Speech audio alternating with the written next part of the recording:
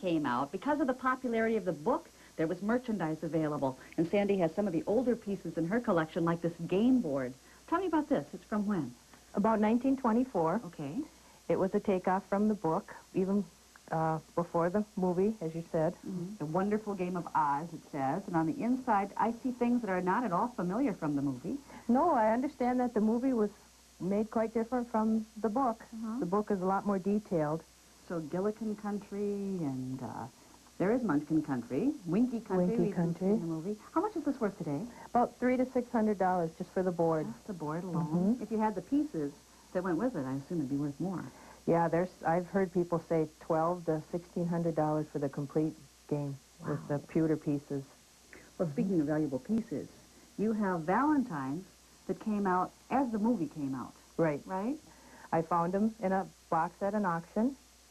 There were 12 in the set. I have all 12 in mint condition, and I had them framed up, and I truly enjoy them. Neat find. Yes. What did you pay for that box of Valentines at the auction? $35. And what are they worth today? Oh, $1,200. Ooh, nice story. Yes. Yeah.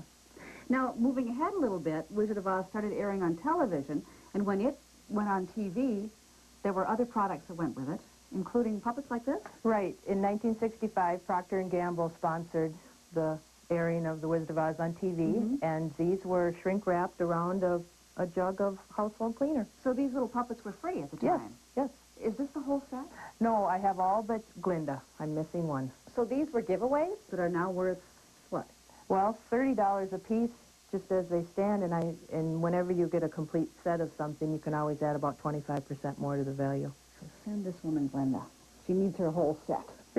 They're really fun, aren't they? Yes. Yeah. Yep. Originally, promotional pieces and merchandise were all geared toward children. But eventually, fine collectibles, known as investables, were introduced for the adult market. In fact, in 1977, this was the first plate ever made to commemorate a movie. Sandy has the entire set, featuring the characters individually, ending with the largest plate which brings the foursome together. Generally, the first in a series is the most valuable. Originally, this cost about $25. Today, it would sell for $125. Now, the Bradford Exchange turned out 7 different series of plates. Right. So far for the Wizard of Oz, including some novelty pieces like these. That's called the Charms of Oz series, and this is the first one. There's No Place Like Home with Dorothy and the characters, and the ruby slippers is the charm.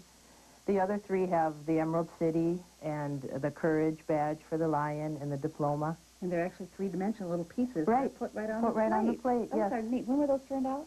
Those are 1995. So they're later. Yes. Lots of collectibles were introduced around the 50th anniversary of The Wizard of Oz in 1989, and they've been going strong ever since. Some of the largest and most expensive pieces in Sandy's collection are these limited edition cookie jars. They were produced by the Star Jars Company beginning in 1995. Originally, 1,939 jars of each style were created to honor the year the film was produced. These 2 cookie jars are unique. The Dorothy one because it's a 2-headed cookie jar. Dorothy's head comes off, as does Toto's. And this one, because the front side is Professor Marvel, and on the back, it turns around to the Wizard. Now, these were $250 each when they were first issued. Today, they're worth about $450 each. However, the Emerald City and Ruby Slippers are the most valuable jars. They were issued later, and only 625 of each were made. Sandy paid $375 each for these, and today they're worth about $1,000 to $1,200. I'm kind of proud to own it all. I just never thought it would, in my wildest dreams, ever get this far. I mean, who would have a tree up year-round with ornaments on it? And I don't know. Make my husband finish a room in my house so I could have an Oz room. I just never thought. I always just thought I'd have maybe that one framed figurine holder that I got, my first piece. Sandy claims that she doesn't have a favorite piece in this vast collection, but she does have a favorite moment in the movie. It's when Dorothy awakens from her dream. She's just laying there saying that, you know, there's no place like home. And that just pretty much says it for me. I like my home. I You know, I like my collections. I have several, and you know, the grass isn't greener anywhere else. There is just no place like home. You have your loved ones around you and your family and friends.